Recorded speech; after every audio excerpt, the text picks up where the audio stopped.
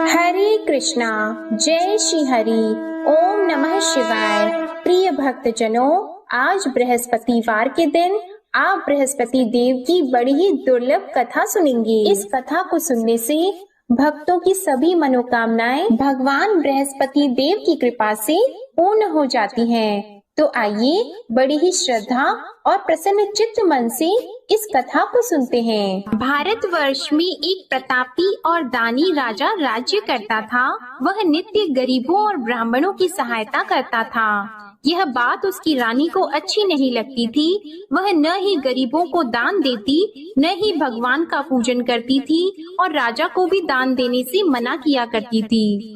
एक दिन राजा शिकार खेलने वन को गए हुए थे, तो रानी महल में अकेली थी। उसी समय बृहस्पति देव साधु वेश में राजा के महल में भिक्षा लेने के लिए गए और भिक्षा मांगी, तो रानी ने भिक्षा देने से इनकार कर दिया और कहा, हे साधु महाराज, मैं तो दान पुण्य से तंग आ गई हूँ। मेरा पति सारा धन लुटाते रहते हैं। मेरी इच्छा है कि हमारा धन नष्ट हो जाए, फिर न रहेगा बांस, न बजेगी बांसुरी। साधु ने कहा, देवी तुम तो बड़ी विचित्र हो। धन संतान तो सभी चाहते हैं, पुत्र और लक्ष्मी तो पापी के घर भी होने चाहिए। यदि तुम्हारे पास अधिक धन है तो भूखों को भोजन दो, प्यासों के लिए प्याऊ बनवाओ, मुसाफिरों के लिए धर्मशालाएं खुलवाओ।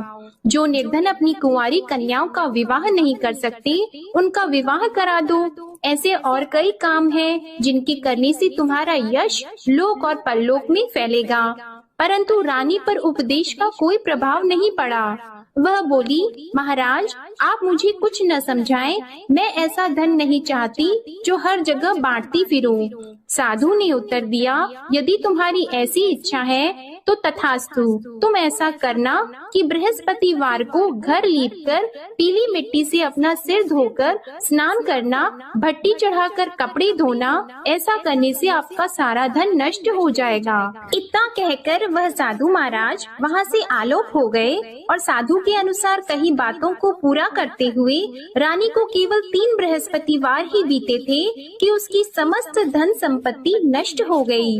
भोजन के लिए राजा का परिवार तरसने लगा।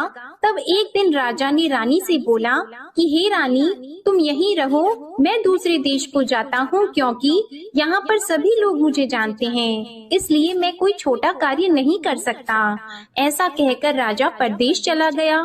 वहाँ वह जंगल से लकड़ी काट कर लाता और शहर में बेचता था। इस तरह वह अपना जीवन व्यतीत करने लगा। इधर राजा के परदेश जाते ही रानी और दासी दुखी रहने लगी। एक बार जब रानी और दासी को 7 दिन तक बिना भोजन के रहना पड़ा, तो रानी ने अपनी दासी से कहा, हे दासी, पास ही के नगर में मेरी बहन रहती है, वह बड़ी धनवान है। तू उसके पास जा और कुछ लेकर आ, ताकि थोड़ा बहुत गुजार बसर हो सके। रानी दासी की बहन के पास गई। उस दिन गुरुवार था और रानी की बहन उस समय बृहस्पतिवार व्रत की कथा सुन रही थी। दासी ने रानी की बहन को अपनी रानी का संदेश दिया, लेकिन रानी की बड़ी बहन ने कोई उत्तर नहीं दिया। जब दासी को रानी की बहन से कोई उत्तर नहीं मिला, तो वह बहुत दुखी हुई और उसे क्रोध भी आया। दासी ने वापस आकर रानी को सारी बात बता दी। सुनकर रानी ने अपने भाग्य को कोसा। उधर रानी की बहन ने सोचा कि मेरी बहन की दासी आई थी, परंतु मैं उससे नहीं बोली, इससे वह बहुत दुखी हुई होगी। कथा सुनकर और पूजन समाप्त करके वह अपनी बहन के घर आई और कहने लगी, हे बहन, मैं बृहस्पतिवार का व्रत कर रही थी, तुम्हारी दासी मेरे घर आई थी, परंतु जब तक कथा होती है तब तक न तो उठते हैं और न ही बोलते हैं, इसलिए मैं नहीं बोली। कहो दासी क्यों गई थी? रानी बोली, बहन तुमसे क्या छिपाऊं, हमारे घर में खाने तक को अनाज नहीं था। ऐसा कहते कहते रानी की आंखें भर आई। उसने दासी समेत पिछले 7 दिनों से भूखे रहने तक की बात अपनी बहन को विस्तार पूर्वक सुना दी। रानी की बहन बोली, देखो बहन, भगवान बृहस्पति सबकी मनोकामना को पूर्ण करते हैं।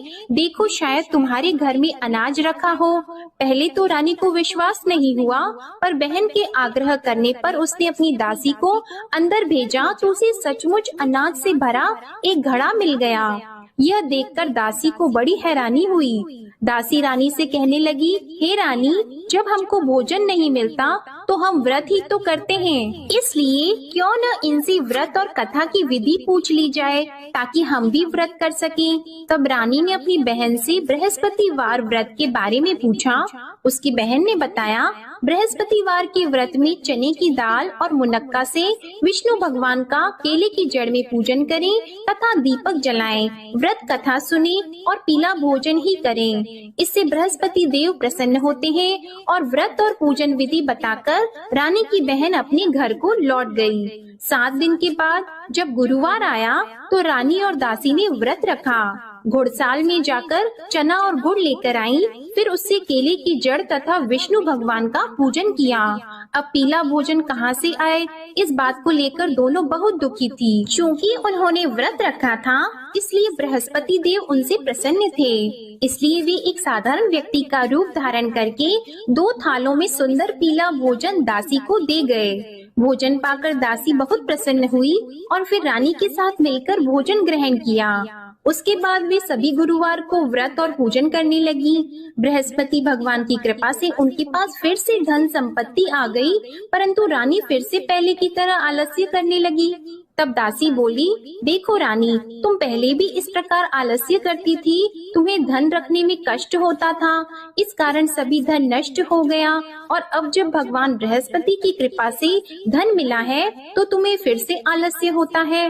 रानी को समझाते हुए दासी कहती है कि बड़ी मुसीबतों के बाद हमने यह धन पाया है, इसलिए हमें दान पुण्य करना चाहिए, भूखे मनुष्यों को भोजन कराना चाहिए और धन को शुभ कार्यों में खर्च करना चाहिए, जिससे तुम्हारे कुल का यश बढ़ेगा, स्वर्ग की प्राप्ति होगी और पितृ प्रसन्न होंगे। दासी की बात मानकर रानी अपना धन शुभ कार्यों में खर्च करने लगी, जिससे पूरे नगर में उसका यश फैलने लगा। उधर एक दिन राजा दुखी होकर जंगल में एक पेड़ के नीचे आसन जमाकर बैठ गया। वह अपनी दशा को याद करके व्याकुल होने लगा। बृहस्पतिवार का दिन था। एकाएक उसने देखा कि निर्जन वन में एक साधु प्रकट हुए। वह साधु वेश में स्वयं बृहस्पति देवता थे। लकड़हारे के सामने आकर बोले, हे लकड़हारे, इस सुनसान जंगल में तू इतना चिंता मग्न क्यों बैठा है? लकड़हारे ने दोनों हाथ जोड़कर प्रणाम किया और उत्तर दिया, महात्मा जी, आप सब कुछ जानते हैं, मैं क्या कहूँ। यह कहकर रोने लगा और साधु को अपनी आत्म कथा सुनाई। महात्मा जी ने कहा, तुम्हारी स्त्री ने बृहस्पतिवार के दिन बृहस्पति भगवान का निरादर किया है, जिसके कारण रुष्ट होकर उन्होंने तुम्हारी यह दशा कर दी। अब तुम चिंता को दूर करके मेरे कहने पर चलो तो तुम्हारे सब कष्ट दूर हो जाएंगे और भगवान पहले से भी अधिक संपत्ति देंगे। तुम बृहस्पति के दिन कथा किया करो, 2 पैसे के चने मुनक्का लाकर उसका प्रसाद बनाओ और शुद्ध जल से लोटे में शक्कर मिलाकर अमृत तैयार करो। कथा के पश्चात अपने सारे परिवार और सुनने वाले प्रेमियों में अमृत व प्रसाद को बांटकर खुद भी ग्रहण करो। ऐसा करने से भगवान तुम्हारी सब मनोकामनाएं पूरी करेंगे। साधु के ऐसे वचन सुनकर लकड़हारा बोला, हे प्रभु, मुझे लकड़ी बेचकर इतना पैसा नहीं मिलता जिससे भोजन के उपरांत कुछ बचा सकूं। मैंने रात्रि में अपनी स्त्री को व्याकुल देखा है, मेरे पास कुछ भी नहीं जिससे मैं उसकी खबर मंगा सकूं। और फिर मैं बृहस्पति देव की क्या कहानी सुनूं? मुझको तो कुछ भी मालूम नहीं है। साधु ने कहा, हे लकड़हारी, तुम किसी बात की चिंता मत करो। बृहस्पतिवार के दिन तुम रोजाना की तरह लकड़ियाँ लेकर शहर को जाओ। तुमको रोज से दुगना धन प्राप्त होगा, जिससे तुम भली भांति भोजन कर लोगे और बृहस्पति देव की पूजा का सामान भी आ जाएगा। बृहस्पति देव की कथा इस प्रकार है, सुनो। प्राचीन काल में एक ब्राह्मण रहता था। वह बहुत निर्धन था। उसकी कोई संतान नहीं थी। उसकी स्त्री बहुत मलिनता के साथ रहती थी। वह स्नान नहीं करती, किसी देवता का पूजन नहीं करती। इससे ब्राह्मण देवता बड़े दुखी थे। बेचारे बहुत कुछ कहते थे, किंतु उसका कुछ परिणाम नहीं निकला। भगवान की कृपा से ब्राह्मण की स्त्री के कन्या रूपी रत्न पैदा हुआ।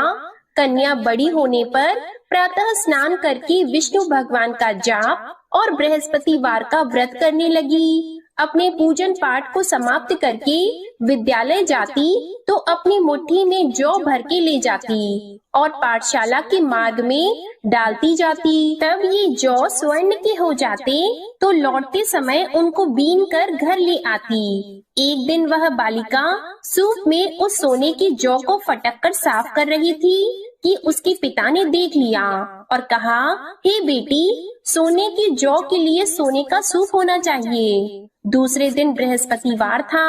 इस कन्या ने व्रत रखा और बृहस्पति देव से प्रार्थना करके कहा, मैंने आपकी पूजा सच्चे मन से की है तो मेरे लिए सोने का सूप दे दो।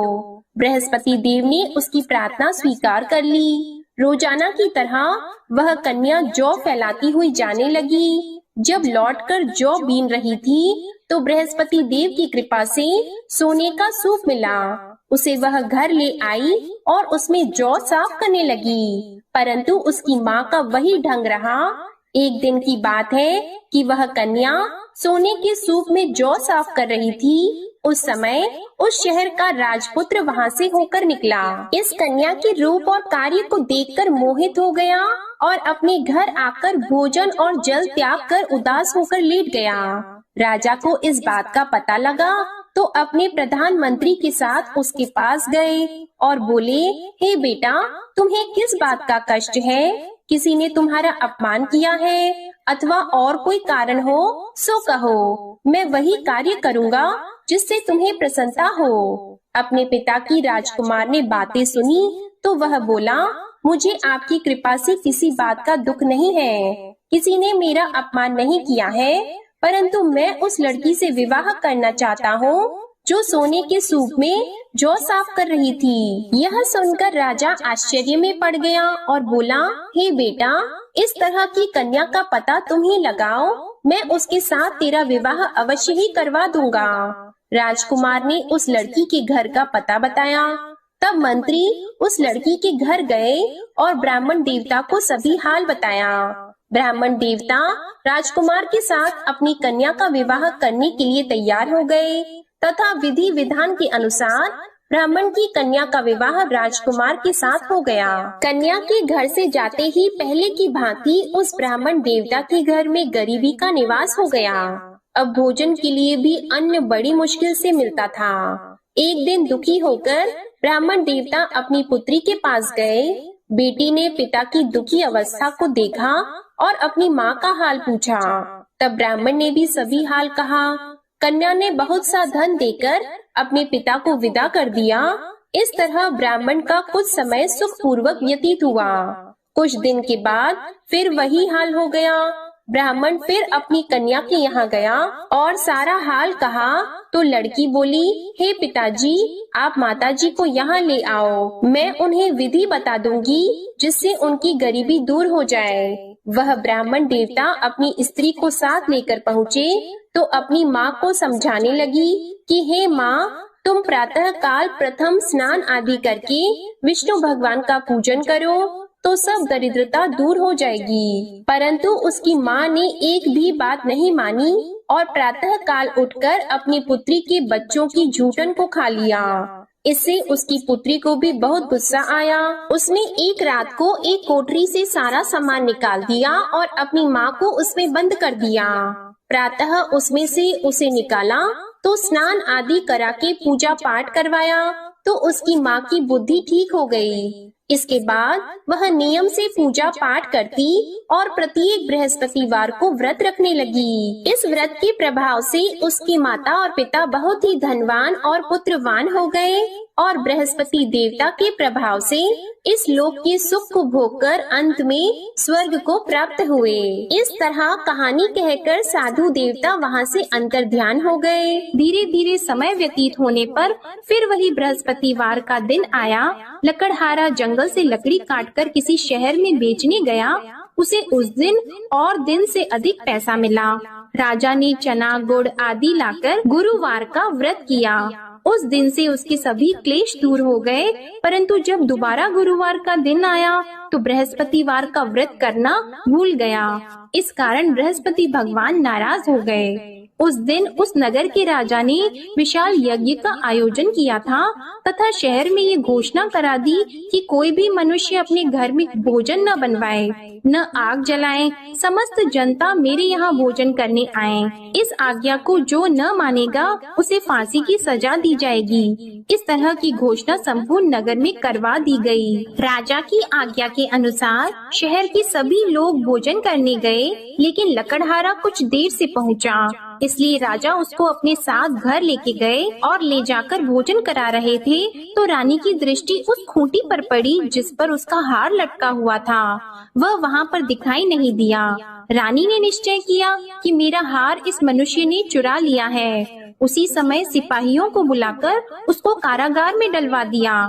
जब लकड़हारा कारागार में पड़ गया और बहुत दुखी होकर विचार करने लगा कि न जाने कौन से पूर्व जन्म के कर्म से मुझे यह दुख प्राप्त हुआ है, और उसी साधु को याद करने लगा जो कि जंगल में मिला था। उसी समय तत्काल बृहस्पति देव साधु के रूप में प्रकट हुए और उसकी दशा को देखकर कहने लगे, अरे मूर्ख, तूने बृहस्पति देव की कथा नहीं करी, इस कारण तुझे दुख प्राप्त हुआ है। अब चिंता मत कर, बृहस्पतिवार के दिन कारागार के दरवाजे पर 4 पैसे पड़े मिलेंगे, उनसे तू बृहस्पति देव की पूजा करना, तेरे सभी कष्ट दूर हो जाएंगे। बृहस्पतिवार के दिन उसे 4 पैसे मिले। लकड़हारे ने कथा कही। उसी रात्रि को बृहस्पति देव ने उस नगर के राजा को स्वप्न में कहा, हे राजा, तुमने जिस आदमी को कारागार में बंद कर दिया है वह निर्दोष है, वह राजा है, उसे छोड़ देना। रानी का हार उसी खूंटी पर लटका है, अगर तू ऐसा नहीं करेगा तो मैं तेरे राज्य को नष्ट कर दूंगा। इस तरह रात्रि के स्वप्न को देखकर राजा प्रातः काल उठा और खूंटी पर हार देखकर लकड़हारे को बुलाकर क्षमा मांगी और लकड़हारे को योग्य सुंदर वस्त्र आभूषण देकर विदा कर दिया। बृहस्पति देव की आज्ञा के अनुसार लकड़हारा अपने नगर को चल दिया। राजा जब अपने नगर के निकट पहुंचा तो उसे बड़ा आश्चर्य हुआ। नगर में पहले से अधिक बाग, तालाब, कुएं तथा बहुत सी धर्मशाला, मंदिर आदि बन गई हैं। राजा ने पूछा, यह किसका बाग और धर्मशाला है? तब नगर के सब लोग कहने लगे, यह सब रानी और बंदी के हैं। तो राजा को आश्चर्य हुआ और गुस्सा भी आया। जब रानी ने यह खबर सुनी कि राजा आ रहे हैं तो उन्होंने दासी से कहा, हे दासी, देख राजा हमको कितनी बुरी हालत में छोड़ गए थे। हमारी ऐसी हालत देखकर वह लौट न जाएं, इसलिए तू दरवाजे पर खड़ी हो जा। आज्ञा के अनुसार दासी दरवाजे पर खड़ी हो गई। राजा आए तो उन्हें अपने साथ लेकर आई। तब राजा ने क्रोध करके अपनी रानी से पूछा कि यह धन तुम्हें कैसे प्राप्त हुआ है? तब उन्होंने कहा, हमें यह सब धन बृहस्पति देव के इस व्रत के प्रभाव से प्राप्त हुआ है। राजा ने निश्चय किया कि 7 रोज बाद तो सभी बृहस्पति देव का पूजन करते हैं, परंतु मैं प्रतिदिन दिन में 3 बार कहानी और रोज व्रत किया करूँगा। अब हर समय राजा के दुपट्टे में चने की दाल बंधी रहती और दिन में 3 बार कहानी कहते। एक रोज राजा ने विचार किया कि चलो अपनी बहन के यहाँ हो आवे। इस तरह निश्चय करके राजा घोड़े पर सवार होकर अपनी बहन के यहाँ को चलने लगा। मार्ग में उसने देखा कि कुछ आदमी एक मुर्दे को लिए जा रहे हैं। उन्हें रोककर राजा कहने लगा, अरे भाइयों, मेरी बृहस्पति देव की कथा सुन लो। वे बोले, लो हमारा तो आदमी मर गया है, इसको अपनी कथा की पड़ी है। परंतु कुछ आदमी बोले, अच्छा कहो, हम तुम्हारी कथा भी सुनेंगे। राजा ने दाल निकाली और जब कथा आधी हुई थी कि मुर्दा हिलने लग गया, और जब कथा समाप्त हो गई तो राम राम करके मनुष्य उठकर खड़ा हो गया। आगे मार्ग में उसे एक किसान खेत में हल चलाता मिला तो राजा ने उसे देखकर बोला, अरे भैया, तुम मेरी बृहस्पतिवार की कथा सुन लो। किसान बोला, जब तक मैं तेरी कथा सुनूंगा तब तक 4 हरैया जोत लूंगा। जा अपनी कथा किसी और को सुनाना। इस तरह राजा आगे चलने लगा। राजा के हटते ही बैल पछाड़ खाकर गिर गए और किसान के पेट में बड़ी जोर का दर्द होने लगा। उस समय उसकी माँ रोटी लेकर आई और उसने जब यह देखा तो अपने पुत्र से सब हाल पूछा और बेटे ने सभी हाल कह दिया। तो बुढ़िया दौड़ी दौड़ी उस घुड़सवार के पास गई और उससे बोली कि मैं तेरी कथा सुनूंगी, तू अपनी कथा मेरे खेत पर चलकर ही कहना।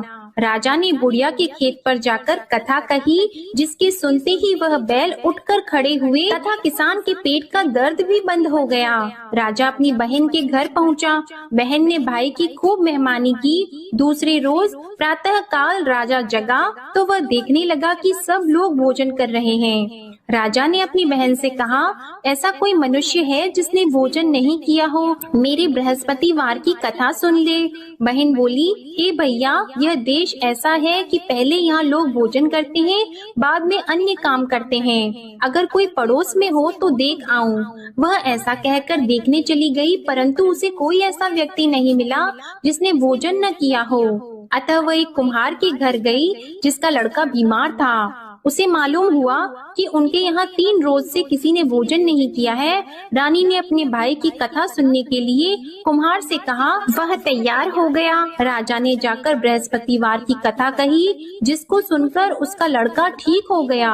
अब तो राजा की प्रशंसा होने लगी। एक रोज राजा ने अपनी बहन से कहा कि हे बहन, हम अपने घर को जाएंगे, तुम भी तैयार हो जाओ। राजा की बहन ने अपनी सास से कहा तो सास ने कहा, हाँ चली जा, परंतु अपने लड़कों को मत ले जाना, क्योंकि तेरे भाई की कोई औलाद नहीं है। बहन ने अपने भैया से कहा, हे भैया, मैं तो चलूंगी पर कोई बालक नहीं चलेगा। तो राजा बोला, जब कोई बालक नहीं चलेगा तब तुम ही क्या करोगी? बड़े दुखी मन से राजा अपने नगर को लौट आया। राजा ने अपनी रानी से कहा, हम निर्वंशी हैं, हमारा मुंह देखने का धर्म नहीं है और कुछ भोजन आदि नहीं किया है। रानी बोली, हे प्रभु, बृहस्पति देव ने हमें सब कुछ दिया है, वह हमें औलाद अवश्य देंगे। उसी रात को बृहस्पति देव ने राजा से स्वप्न में कहा, हे राजा उठो, सभी सोच त्याग दो, तेरी रानी गर्भ से है। राजा को यह बात सुनकर बड़ी खुशी हुई। 9वें महीने में उसके गर्भ से एक सुंदर पुत्र पैदा हुआ। तब राजा बोला, हे रानी, स्त्री बिना भोजन के रह सकती है, पर बिना कहे नहीं रह सकती। जब मेरी बहन आएगी तुम उससे कुछ मत कहना। रानी ने सुनकर हाँ कर दिया। जब राजा की बहन ने यह शुभ समाचार सुना तो वह बहुत खुश हुई और बधाई लेकर अपने भाई के यहाँ आई। तभी रानी ने कहा, घोड़ा चढ़कर तो नहीं आई है, गधा चढ़कर आई है। राजा की बहन बोली, भाभी, मैं इस प्रकार न कहती तो तुम्हें औलाद कैसे मिलती? बृहस्पति देव ऐसे ही हैं, जैसी जिसके मन में कामनाएं हैं सभी को पूर्ण करते हैं। जो सद्भावना पूर्वक बृहस्पतिवार का व्रत करता है एवं कथा पढ़ता है अथवा सुनता है, दूसरों को सुनाता है, बृहस्पति देव उनकी सभी मनोकामनाएं पूर्ण करते हैं। बृहस्पति देव उनकी सदैव रक्षा करते हैं। जो संसार में सद्भावना और सच्चे हृदय से बृहस्पति देव का पूजन करते हैं, उनकी सभी मनोकामनाएं उसी प्रकार पूर्ण होती हैं जैसे राजा और रानी ने बृहस्पति देव की कथा का गुणगान किया। उनकी सभी इच्छाएं बृहस्पति देव ने पूर्ण की। मनुष्य को हृदय से उनका मनन करते हुए जयकारा करना चाहिए। तो प्रेम से बोलिए, बृहस्पति देव की जय, विष्णु भगवान की जय, समस्त देवी देवताओं की जय। अब आप भगवान बृहस्पति देव की आरती श्रवण कीजिए। ओम जय बृहस्पति देवा, ओम जय बृहस्पति देवा, छिन छिन भोग लगाऊं कदली फल मेवा। ओम जय बृहस्पति देवा, तुम पूर्ण परमात्मा, तुम अंतर्यामी, जगत पिता जगदीश्वर, तुम सबके स्वामी। ओम जय बृहस्पति देवा, चरणामृत निज निर्मल, सब पातक हरता, सकल मनोरथ दायक, कृपा करो भरता। ओम जय बृहस्पति देवा, तन मन धन अर्पण कर, जो जन शरण पड़े, प्रभु प्रकट तब होकर, आकर द्वार खड़े। ओम जय बृहस्पति देवा, दीन दयाल दयानिधि, भक्तन हितकारी, पाप दोष सब हरता, भव बंधन हारी। ओम जय बृहस्पति देवा, सकल मनोरथ दायक सब संशय तारो, विषय विकार मिटाओ संतन सुखकारी। ओम जय बृहस्पति देवा, जो कोई आरती तेरी प्रेम सहित गावे, ज्येष्ठानंद बंद सो निश्चय ही पावे। ओम जय बृहस्पति देवा, ओम जय बृहस्पति देवा। प्रेम से बोलिए भगवान बृहस्पति देव की जय। बोलिए भगवान श्री लक्ष्मी नारायण जी की जय। आपको आज की कथा पसंद आए, आरती पसंद आए तो वीडियो को लाइक कीजिएगा, शेयर कीजिएगा, कमेंट में भगवान बृहस्पति देव जी की जय लिखिएगा और चैनल को भी सब्सक्राइब कीजिएगा। इसी के साथ आज आप हमारे चैनल पर पौष मास महात्म्य की कथा भी जरूर सुनिएगा। प्रेम से बोलिए भगवान श्री बृहस्पति देव की जय।